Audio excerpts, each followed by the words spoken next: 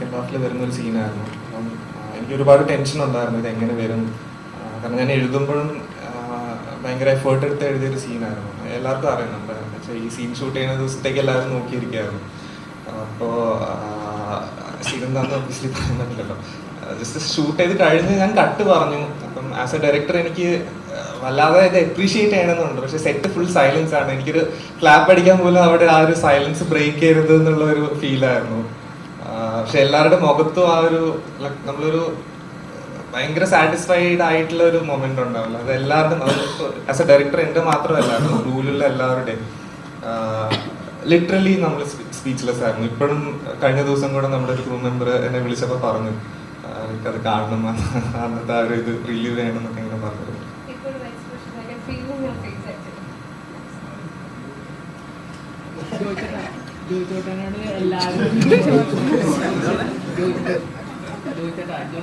എവിടെ പോയാലും എല്ലാവരും ചോദിക്കുന്നത് റെട്രോനെ കുറിച്ചിട്ടാണ്. അതിൻ്റെ ഒരു ഗ്ലിംസ് വീഡിയോ വന്നിട്ടുണ്ടായിരുന്നു, അത് ഭയങ്കര ട്രെൻഡിങ് ആയിരുന്നു. എന്താണ് പറയാനുള്ളതിനെ കുറിച്ചിട്ട്? എന്തെങ്കിലുമൊക്കെ ഒന്ന് പറയാം.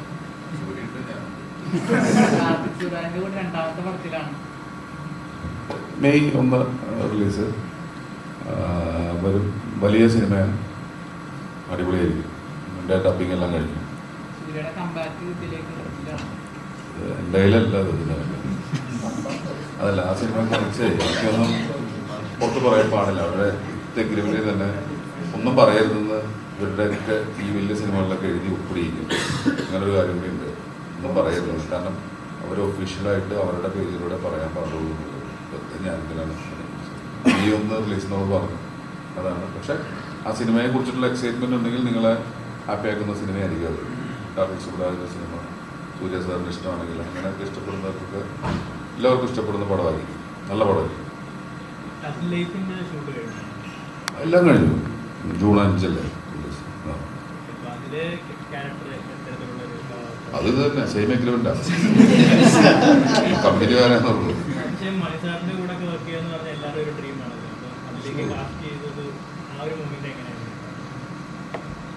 ഭയങ്കര ഭാഗ്യല്ലേ, ഒന്ന് ആലോചിച്ചു.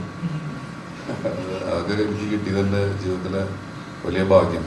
അവരുടെ കൂടെയൊക്കെ ഇരിക്കാൻ പറ്റിയതും വർക്ക് ചെയ്യാൻ പറ്റിയതൊക്കെ.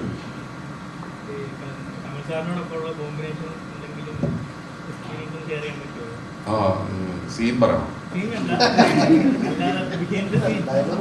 അല്ല, എനിക്ക് എൻ്റെ ജീവിതത്തിൽ കിട്ടിയ ഏറ്റവും വാല്യൂബിൾ ആയിട്ടുള്ള സൗഹൃദമാണ്. അദ്ദേഹത്തിൻ്റെ കൂടെ ഇരിക്കാൻ പറ്റിയത്, സംസാരിക്കാൻ പറ്റിയത്, ഇടപെടാൻ പറ്റിയത്, അഭിനയിക്കാൻ പറ്റിയതൊക്കെ വലിയ കാര്യങ്ങളാണ്. അത് സിനിമ റിലീസ് ചെയ്തിട്ട് പറയാം. പൊളിയാണ്.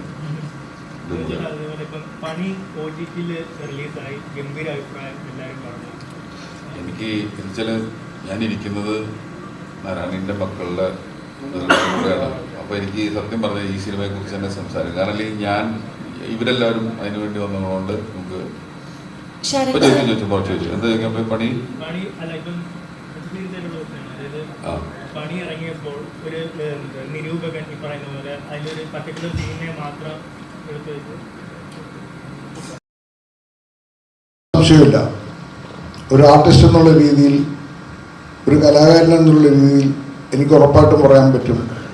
നിങ്ങൾ നേരത്തെ വിശേഷിപ്പിച്ച ജോർജ് സാറിൻ്റെയും അടൂർ സാറിൻ്റെയും പത്മനാഭൻ സാറിൻ്റെയും പരമ സാറിൻ്റെയും സിനിമ പോലെ കാലാതീതമായിരിക്കും നാരായണീൻ്റെ ആൺമക്കളും. ഒരു സംശയമില്ല. അത് ശരണന് ദൈവം കൊടുത്ത ഭാഗ്യമാണ്. അങ്ങനെ ഉണ്ടാവണം. നശിച്ചു പോകേണ്ടത് നശിച്ചു പോകും, പുഷ്പിക്കേണ്ടത് പുഷ്പിക്കും, ഒരു സംശയമില്ല. അത് എത്ര കാലം കഴിഞ്ഞാലും അത് അങ്ങനൊരു ഭാഗ്യം ആ ഒരു ശിഖരത്തിൽ ഒരു മുട്ടായി വിടരാനെങ്കിലും എനിക്ക് അവസരം തന്ന ശരണിനോട് ഞാൻ നന്ദി പറയുകയാണ്. ഇനി എനിക്ക് പറയാനുള്ള ജോജുവിനെ കുറിച്ചാണ്. ജോജു എന്നോട് വളരെ വ്യക്തിപരമായി സ്വകാര്യമായും പറയുന്ന എൻ്റെ ദുശീലങ്ങൾ അവസാനിപ്പിക്കണം.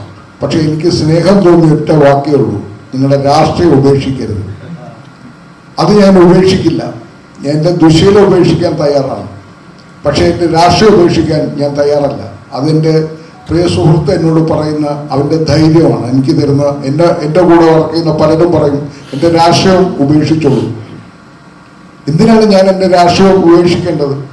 എന്തിനാണ് എൻ്റെ വാക്കുകളെ ഞാൻ അരിഞ്ഞു കളയേണ്ടത്? എൻ്റെ നാവ് എഴുതിയേണ്ടത്, എൻ്റെ കഴുത്തരിഞ്ഞു കളയേണ്ടത്, എൻ്റെ കാലിൻ്റെ ചങ്ങലക്കിടേണ്ടത്?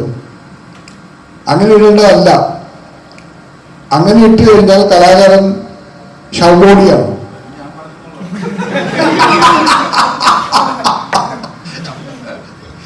ആദ്യം പറഞ്ഞതൊക്കെ നിങ്ങൾ പറഞ്ഞത്, ബാക്കി ഞാൻ പറഞ്ഞതാണ്.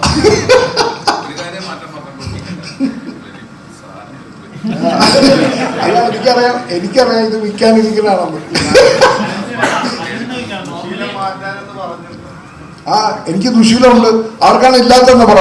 സത്യസന്ധമായിട്ട് കൈയുയർത്തി പറയാൻ പറ്റുന്നവരോട് ഞാൻ വെല്ലുവിളിക്കുകയാണ്. എല്ലാവർക്കും ഓരോ ദശൂലെങ്കിലും കാണും. സിഗരറ്റ് വലിക്കാത്തവരാരില്ലാത്തവരുടെ ഇത് ചോദ്യങ്ങൾ ചോദിച്ചാൽ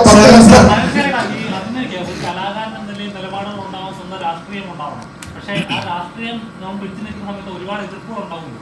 ആ എതിർപ്പുകൾ നേരിടുക എന്ന് പറഞ്ഞാൽ ചെറിയൊരു കാര്യമില്ല. അപ്പോൾ നേരിടുന്ന സമയത്ത് നമുക്ക് വേണ്ടപ്പെട്ട കാര്യങ്ങൾ നഷ്ടപ്പെടാം, നമുക്ക് വേണ്ടപ്പെട്ടവരായിട്ടുള്ള ബന്ധങ്ങൾ നഷ്ടപ്പെടാം. അതിലെപ്പോഴും റിഗ്രറ്റ് ഉണ്ടോ? ഞാൻ ഏറ്റവും ഇഷ്ടപ്പെടുന്ന ബൈബിളിൽ സ്നാപകയോഹന്നാനാണ്. സ്വന്തം കഴുത്തരിഞ്ഞു കഴിഞ്ഞാൽ പോലും ഞാൻ സ്നാപകയോഹന്നാനെ ആദരിക്കുന്ന ഒരുത്തളാണ്. യേശുക്രിസ്തു ഒത്തുതീർപ്പുകാരനായിരുന്നു. പത്രോസ് ഗുരുവിനെ 3 തവണ തള്ളിപ്പറഞ്ഞവനായിരുന്നു. യൂദാസ് കുറ്റബോധം കൊണ്ട് ആത്മഹത്യ ചെയ്തവനായിരുന്നു. എനിക്ക് യൂദാസിനെയാണ് ബഹുമാനം.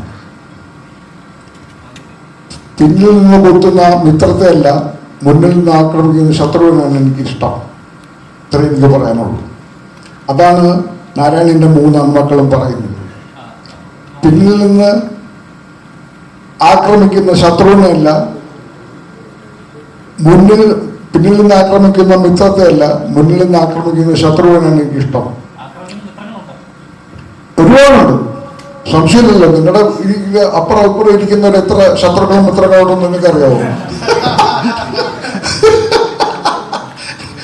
എടുത്തും വലഞ്ഞിരിക്കുന്നവർ ആരൊക്കെയാണ് മിത്രമാണെന്ന് ശത്രുവാണെന്ന് അറിയാവോ? ഇവിടെ നിന്ന് കുത്തുവരുമെന്ന് അറിയാവോ? ശരണ്യൻ ഇപ്പൊ എത്ര കുത്തു കിട്ടാൻ പോണെന്ന് ദൈവത്തിനറിയാം. ശരൺ സാർ,